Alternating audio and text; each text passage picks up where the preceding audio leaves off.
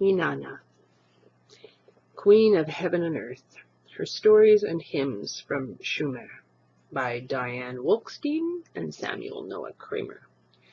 And these are, excuse me, translations of clay tablets, very old clay tablets about the Sumerian goddess Innana.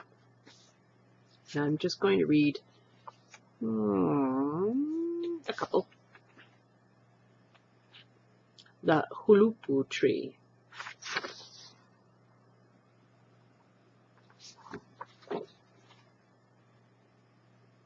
In the first days, in the very first days, in the first nights, in the very first nights, in the first years, in the very first years, in the first days when everything needed was brought into being, in the first days when everything needed was properly nourished, when bread was baked in the shrines of the land, and bread was tasted in the homes of the land, when heaven had moved away from earth, and earth had separated from heaven, and the name of man was fixed, when the sky god An had carried off the heavens, and the air god Enlil had carried off the earth, when the queen of the great below, Ereshkigal, was given the underworld for her domain, he set sail.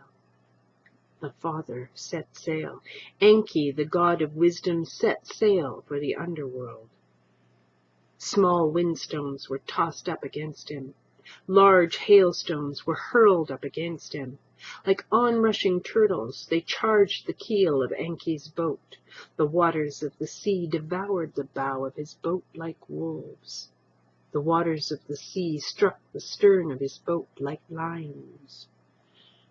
At that time, a tree, a single tree, a Hulupu tree, was planted by the banks of the Euphrates. The tree was nurtured by the waters of the Euphrates. The whirling south wind arose, pulling at its roots and ripping at its branches, until the waters of the Euphrates carried it away. A woman who walked in fear of the word of the sky god An, who walked in fear of the word of the air god Enlil, plucked the tree from the river and spoke, I shall bring this tree to Uruk. I shall plant this tree in my holy garden. Innana cared for the tree with her hand. She settled the earth around the tree with her foot. She wondered, how long will it be until I have a shining throne to sit upon? How long will it be until I have a shining bed to lie upon? The years passed. 5 years, then 10 years. The tree grew thick, but its bark did not split. Then a serpent who could not be charmed made its nest in the roots of the Hulupu tree. The Anzu bird set his young in the branches of the tree, and the dark maid Lilith built her home in the trunk. The young woman who loved to laugh wept. How Innana wept! Yet they would not leave her tree.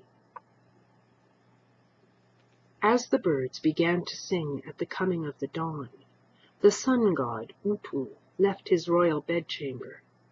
Innana called to her brother Utu, saying, O Utu, in the days when the fates were decreed, when abundance overflowed in the land, when the sky god took the heavens and the air god the earth, when Ereshkigal was given the great below for her domain, the god of wisdom, Father Enki, set sail for the underworld, and the underworld rose up and attacked him.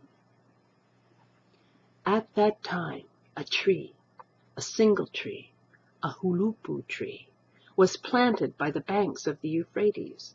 The south wind pulled at its roots and ripped at its branches until the waters of the Euphrates carried it away. I plucked the tree from the river. I brought it to my holy garden. I tended the tree, waiting for my shining throne and bed. Then a serpent who could not be charmed, made its nest in the roots of the tree. The Anzu bird set his young in the branches of the tree, and the dark maid Lilith built her home in the trunk. I wept. How I wept! Yet they would not leave my tree. Utu, the valiant warrior, Utu, would not help his sister Innana. As the birds began to sing at the coming of the second dawn, Innana called to her brother Gilgamesh, saying, "O Gilgamesh, in the days when the fates were decreed, when abundance overflowed in Sumer, when the sky god had taken the heavens and the air god the earth, when Ereshkigal was given the great below for her domain, the god of wisdom, Father Enki, set sail for the underworld, and the underworld rose up and attacked him. At that time a tree, a single tree, a hulupu tree, was planted by the banks of the Euphrates.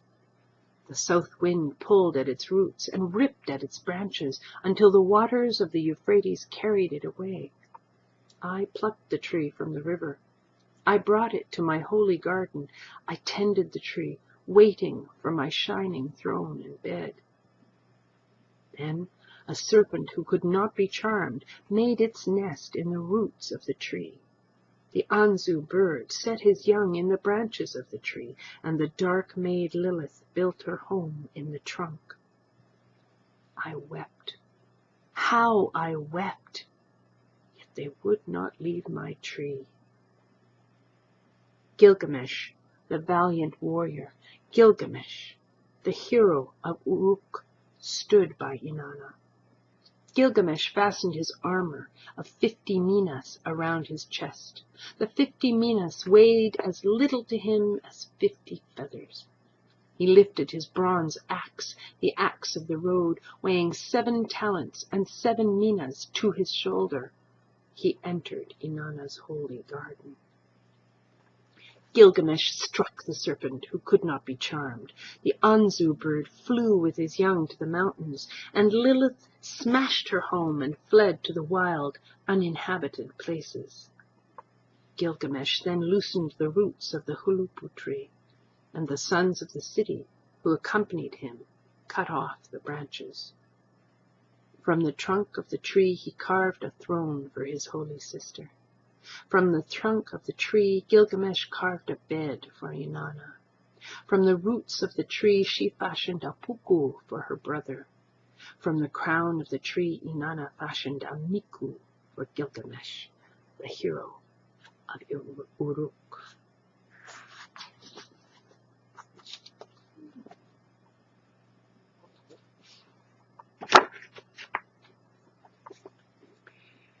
So there are many wonderful things in this book, including Innana and the God of Wisdom, where the God of Wisdom gives her many wonderful things. You can see the cuneiform on one side and the translation beside it, but I will not read you that.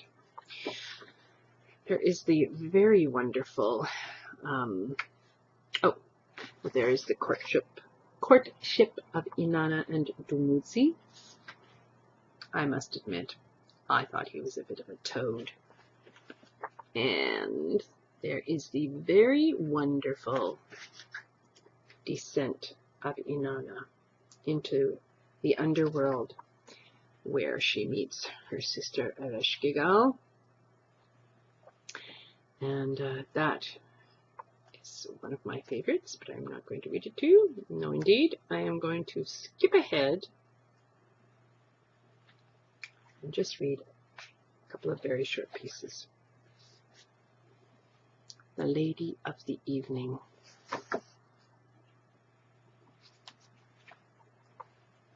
At the end of the day, the radiant star, the great light that fills the sky, the Lady of the Evening appears in the heavens. The people in all the lands lift their eyes to her. The men purify themselves, the women cleanse themselves. The ox in his yoke lows to her. The sheep stir up the dust in their fold. All the living creatures of the steppe, the four-footed creatures of the high steppe, the lush gardens and orchards, the green reeds and trees, the fish of the deep and the birds in the heavens, my lady makes them all hurry to their sleeping places. The living creatures and the numerous people of Sumer kneel before her. Those chosen by the old women prepare great platters of food and drink for her. The lady refreshes herself in the land. There is great joy in Sumer.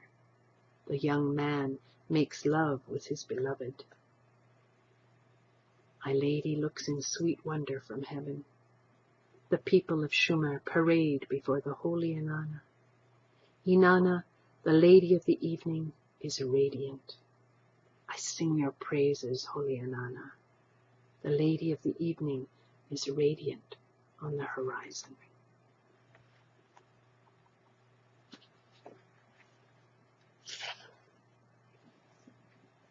The lady of the morning. Honored counselor, ornament of heaven, joy of On. When sweet sleep has ended in the bedchamber, you appear like bright daylight.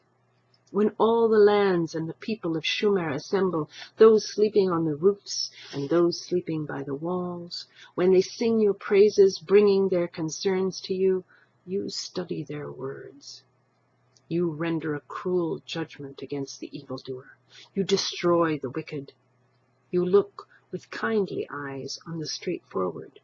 You give that one your blessing. My lady looks in sweet wonder from heaven. The people of Sumer parade before the holy Innana. Innana, the lady of the morning, is radiant. I sing your praises, holy Innana. The lady of the morning is radiant on the horizon.